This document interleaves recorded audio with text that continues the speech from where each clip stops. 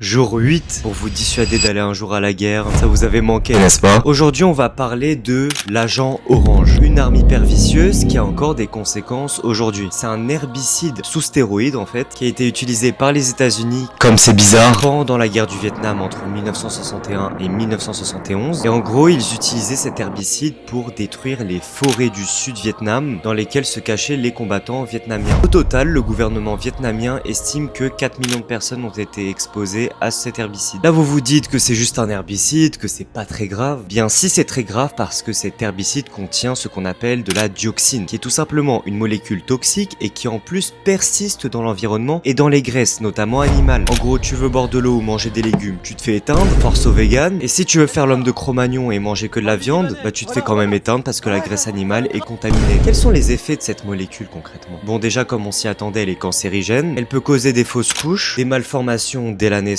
du diabète et de la cécité. Mais bon, c'est du passé maintenant, ça n'a plus de conséquences. Non. Ça en a bel et bien encore aujourd'hui, 4 générations après l'exposition de la population vietnamienne à cet herbicide. Donc vous avez beau naître aujourd'hui, vous pouvez toujours être contaminé. C'est pour ça d'ailleurs qu'on parle d'écocide, parce que non seulement les sols et les eaux sont contaminés, mais surtout 44% de la superficie forestière totale du Sud-Vietnam a été détruite. C'est énormissime. Et même si l'agent orange n'est plus utilisé aujourd'hui, les stratégies d'écocide existent toujours. Très utilisées notamment par Israël.